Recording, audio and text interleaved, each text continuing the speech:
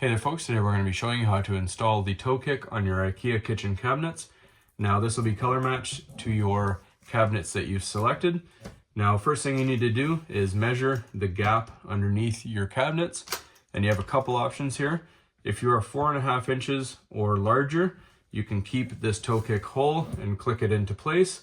However, if you're shorter of a gap than 4.5 inches, there's this line that runs all the way along, and you can trim that 1/2 inch off and make it fit. We're going to be trimming ours, so let's go to the basement, cut it, and then we'll show you how to install it. Now before you do any cutting, just make sure you keep this end piece, because these are connectors. These two are end caps if you're doing corners, and this one is if you're connecting two side-by-side parallel ones. All right, so we're shorter than 4.5 inches, so again, we're just going to be trimming with a saw all the way down this line right here. We're going to use an electric saw. You can use a hand saw, that's up to you.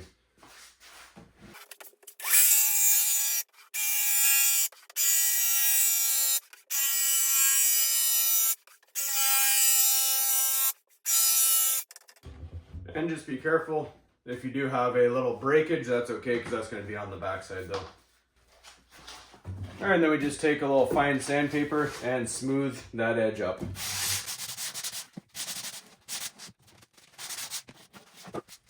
All right, so I need 98 inches total of toe kick. However, these only come in 84 inches.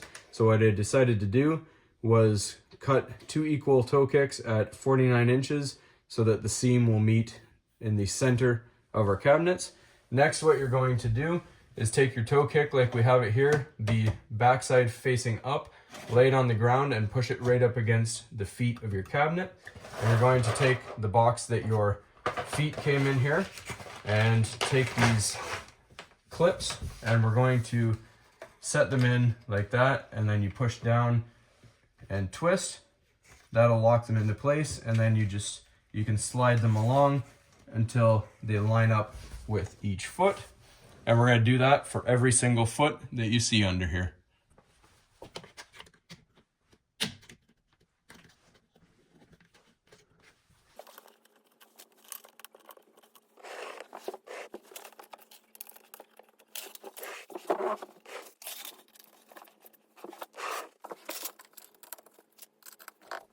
All right, so if you remember our piece here, we need the center piece right here, because the seam right in the middle, it'll connect the two and keep them rigid together.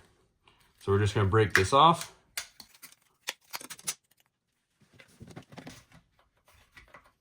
And then we slide it into place on one of them.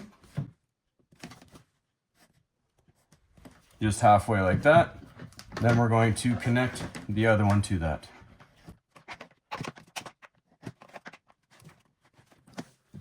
So now, when you have it together, you will see the seam, but it will be rigid together.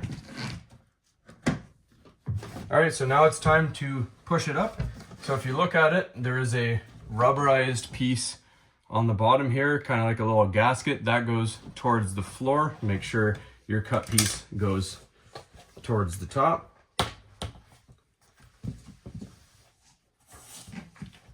And then we simply click everything into place.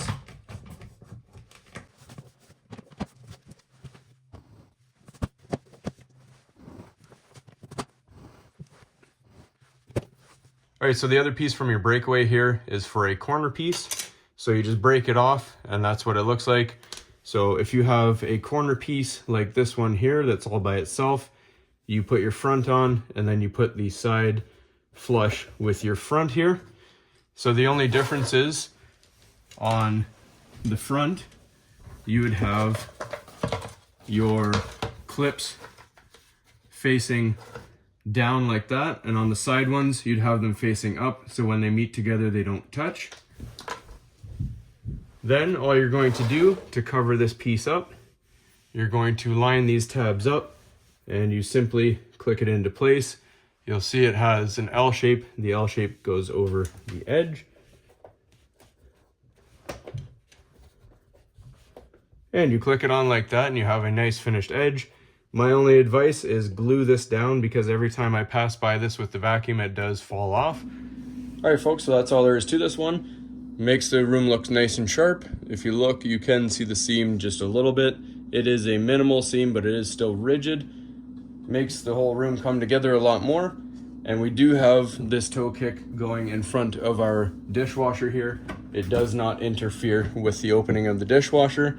The dishwasher has its own kick plate. This actually just goes right in front of that, no problem. And the other thing I love about this toe kick is when I decide to do the flooring later, which I will, I can just pull this toe kick off. It just unclips. You can raise the feet of the cabinets and just slide your flooring of choice underneath, and you won't have to make any special cuts like you would going up against a traditional toe kick. So hopefully you found this helpful, and as always, please don't forget to like and subscribe.